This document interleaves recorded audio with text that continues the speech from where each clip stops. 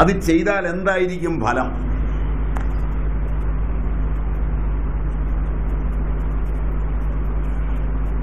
അടുത്ത ശ്ലോകം നോക്കാം.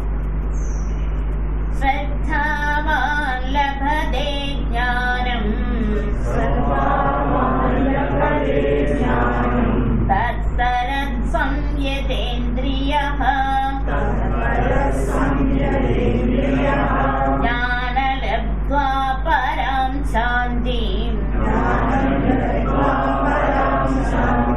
അചിരേണാധിഗച്ഛതി.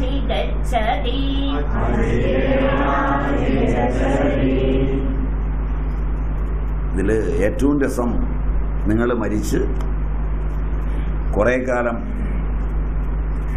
നിങ്ങളെ കൊണ്ടുപോയി കുഴിയിലേക്ക് വെക്കുമ്പോൾ മാലാഖമാരൊക്കെ വന്ന് നിങ്ങളുടെ ആത്മാവിനെ സ്വീകരിച്ചു പോയി ദീർഘകാലം കാത്തിരുന്ന് അവസാനത്തെ അന്ത്യവിധിയുടെ സമയം വരെ കാത്തിരുന്ന് അന്ത്യവിധി വരുമ്പോൾ ഈ പാപപുണ്യങ്ങളെയൊക്കെ കണക്ക് കൂട്ടി നിത്യസ്വർഗത്തിലേക്കോ നിത്യനരകത്തിലേക്കോ വിടും. മനസ്സിലായില്ല?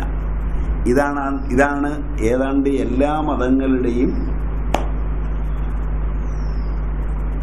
സാധനയൊക്കെ ചെയ്താൽ കിട്ടാവുന്ന അവസാനത്തെ പണി. ഉള്ള നിസ്കാരങ്ങളൊക്കെ നിസ്കരിച്ച് കഴിഞ്ഞു,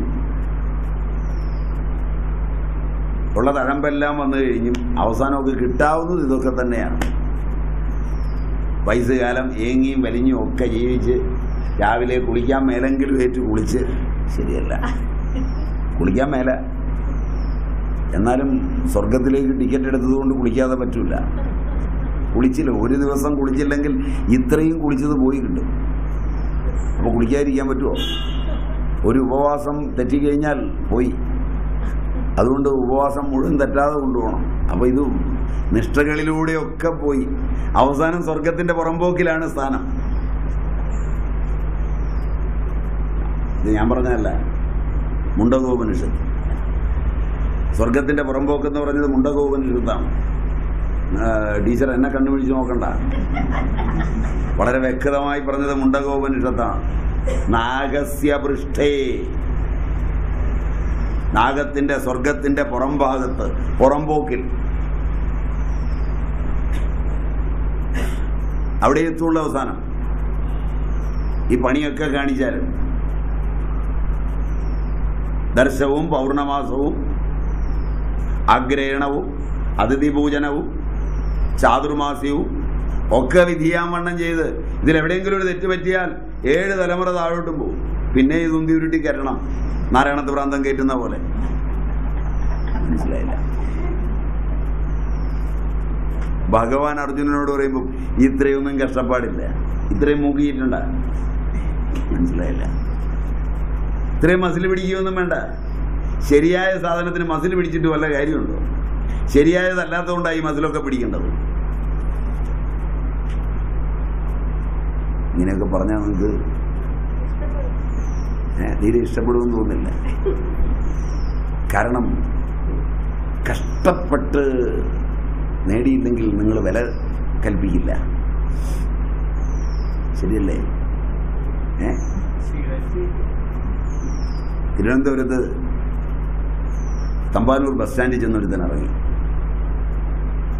അപ്പോൾ ഒരാളോട് ചോദിച്ചു, റെയിൽവേ സ്റ്റേഷൻ വരെ പോകാം, ഇവിടെ നടന്നാൽ മതി എന്ന് പറഞ്ഞു. അവൻ സംശയിച്ചു നിന്നു. ഒരു ഓട്ടോക്കാരനോട് ചോദിച്ചു, റെയിൽവേ സ്റ്റേഷൻ വരെ കയറിക്കോ സാറേ എന്ന്. കയറി. നേരെ പുള്ളി അവനെയും കൊണ്ട് കാര്യവട്ടം വഴിയൊക്കെ കറങ്ങി. ഒരു 3 മണിക്കൂർ കറങ്ങി സുന്ദരമായി കൊണ്ടുവന്ന് റെയിൽവേ സ്റ്റേഷന്റെ വാതൊക്കെ നിർത്തി, സാറേ ഒരു 250 രൂപ ഇങ്ങ് എടുക്കണം. 250 രൂപ എടുത്തു വെച്ചു. അവന് സന്തോഷമായി. ഇത്രയും ദൂരമാണ്, നടന്നാൽ മതി എന്നാ കൊശവൻ പറഞ്ഞു. മനസ്സിലായില്ല? ലോകത്തുള്ളവരെല്ലാം, ഓട്ടോക്കാർ മുഴുവൻ ഇങ്ങനെയാണ് കൊണ്ടുപോയിക്കൊണ്ടിരിക്കുന്നത്. ലോകത്തുള്ളവരെല്ലാം ഇത്രയും ദൂരം ഉണ്ടെന്ന് പറയുമ്പോൾ അവൻ പറയാണ് ഇവിടെ നടന്നാൽ മതി എന്ന്. എന്നെ അവൻ പറ്റിക്കുകയായിരുന്നു. ഇത് കഴിഞ്ഞ് എൻക്വയറി ചെന്ന് ചോദിച്ചു ടിക്കറ്റ്, വണ്ടി പോയി. മനസ്സിലായില്ല? ഇന്ന് വണ്ടിയില്ല, ഇവിടെ കിടന്നാൽ മതി. അപ്പോൾ അവൻ തിരിച്ചു വന്ന് നേരെ എവിടെയാ ലോഡ്ജ് കിട്ടുകയെന്ന് ചോദിച്ചു. അപ്പോഴും ഒരുത്തം പറഞ്ഞിട്ടേ ആ ആണെന്നടം വരെ നടന്നാൽ മതി എന്ന് പറഞ്ഞു. ഒരു വിശ്വാസത്തിൽ ഓട്ടോക്കാരനോട് ചോദിച്ചു. അവനെ വീണ്ടും ഒന്ന് കറക്കി 250 രൂപ കൊടുത്ത് മറ്റവൻ ഇവിടെ നിന്നുകൊണ്ട് ചൂണ്ടിക്കാണിച്ച ലോഡ്ജിൽ കൊണ്ട് താമസിപ്പിക്കുമ്പോൾ ലോഡ്ജിൽ നിന്ന് രാവിലെ ഇറങ്ങിക്കഴിഞ്ഞ് ഒന്ന് നോക്കുമ്പോഴാണ് അപ്പുറത്ത് ബസ് സ്റ്റാൻഡും ഇപ്പുറത്ത് റെയിൽവേ സ്റ്റേഷനും കാണും. ഈ ഓട്ടോക്കാരുടെ കയ്യിൽ പെട്ടാൽ ആധ്യാത്മികത കുട്ടിച്ചോറാണ്. ഇന്ന് ഇന്ത്യയിൽ ഇത്തരം ഓട്ടോ കച്ചവടക്കാർ മാത്രമായി പണി ചെയ്യുന്നത്.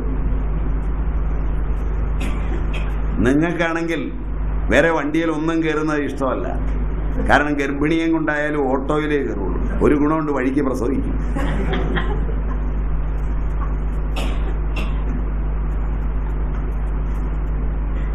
നിങ്ങൾക്ക് എന്നോട് ഒരുപാട് ദേഷ്യമുണ്ട്. കാരണം ഓട്ടോ സഞ്ചാരികളല്ലേ. ലോകത്തിലെ ഏറ്റവും അപകടകാരികളായ യൂണിയനാണ് ഓട്ടോ യൂണിയൻ. പോലീസിന് പോലും പേടിയാണ്. മനസ്സിലായില്ല?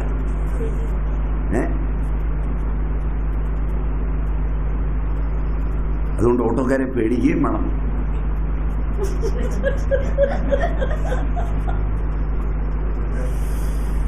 ഓട്ടോക്കാര് കൊല്ലുകയല്ലാതെ കാല് തല്ലി പിടിച്ചൊന്നും വിടുകയല്ല. അതുകൊണ്ട് ഓട്ടോക്കാരുടെ യൂണിയൻ വല്ലാത്ത യൂണിയനാണ്.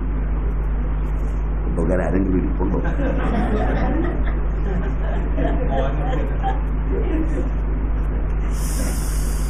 അതുകൊണ്ട് വളരെ ആലോചിക്കും. ഭഗവത്ഗീതയിൽ നല്ല ഒന്നാം തരം സാധന പറഞ്ഞിട്ടുണ്ട്. സാധനാക്രമത്തിൽ ഇതിന് തുല്യമായി വേറെ ഇല്ല.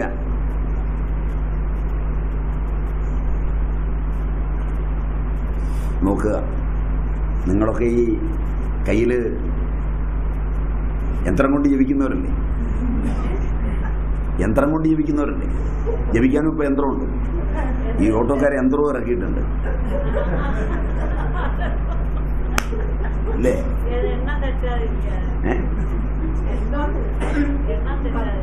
ഓം നമ ശിവായ, ഓം നാരായണായ നമ, ഇതൊക്കെ ജപിക്കാൻ ഇപ്പൊ യന്ത്രമുണ്ട്. യന്ത്രം ജപിച്ചോളും, പണിയെടുത്തോണ്ടിരിക്കും.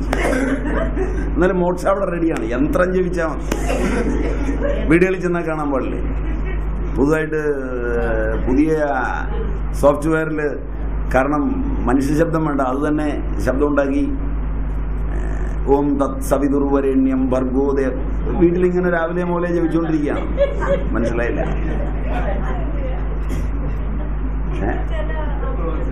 അമ്മയച്ഛനും കൂടെ ഇത് ജപിക്കുന്നതിന്റെ മുമ്പിൽ ഇരുന്നുകൊണ്ട് പരദൂഷണവും പറഞ്ഞുകൊണ്ടിരിക്കുക. വീട്ടിലെപ്പോഴും ഓം തത് സവിതുർവരേണ്യം ഭർഗോദേവസ്യ ധീമഹി ധിയോ, രാവിലെ പോലും വൈകുന്നേരം വരെ വൈകിയ വിളിക്കുന്നവരെ. ഇതിന്റെ ഇടയിൽ ഈ വൃത്തികേടൊക്കെ നടന്നോളൂ.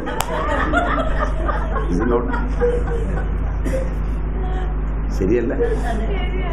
കാരണം ഇത് സ്വാമി തന്നതാണേ, വെക്കാതിരിക്കാൻ പറ്റില്ല.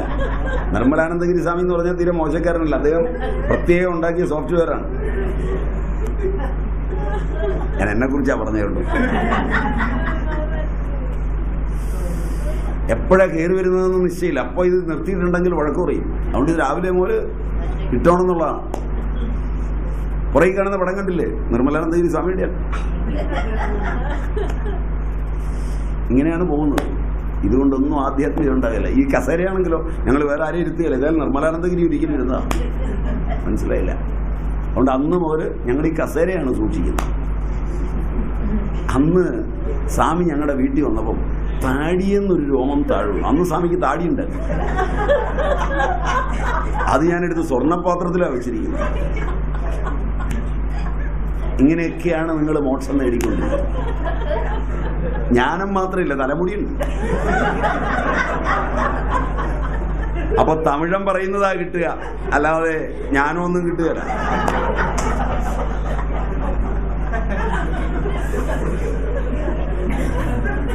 എന്തറിയുന്നു പറഞ്ഞില്ല.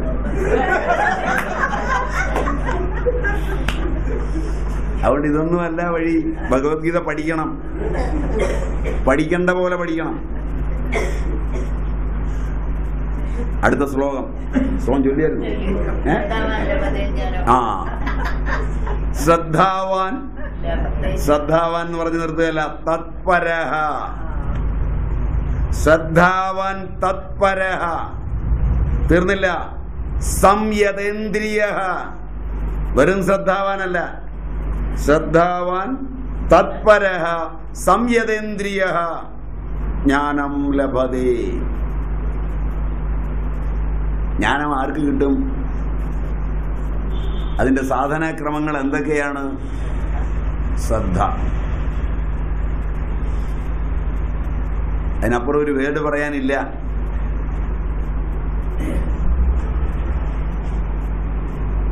ശ്രദ്ധ. ശ്രദ്ധ സത്യം ധീയതേ ഇതി ശ്രദ്ധ. ശ്രദ്ധ സത്യം ധീയതേ സാ ശ്രദ്ധ. സത്യധാരണ ശ്രദ്ധ. എന്ത് കാണുമ്പോഴും, എന്ത് കേൾക്കുമ്പോഴും, എന്ത് അറിയുമ്പോഴും അതിലെ സത്യം എന്താണ് എന്നറിയുന്നത് ശ്രദ്ധ. സത്യം ഇന്ദ്രിയപരമല്ല, മാനസികമല്ല, കാലമല്ല, ദേശമല്ല, സർവാതിരിക്തമായ ആത്മാവാണ്. അവന് ജ്ഞാനം ഉണ്ടാവും.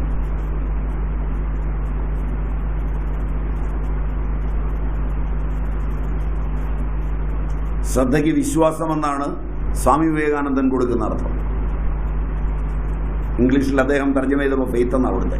അദ്ദേഹം ഒരു വാചകം കൂടെ പറഞ്ഞിട്ടുണ്ട്, ഇംഗ്ലീഷിൽ ഇതിന് ഇക്വലന്റ് ഇല്ല. അടുപ്പിച്ചു പറഞ്ഞാൽ ഞാൻ പറഞ്ഞു എന്ന് മാത്രമേ ഉള്ളൂ എന്ന് പറഞ്ഞിട്ടുള്ളൂ.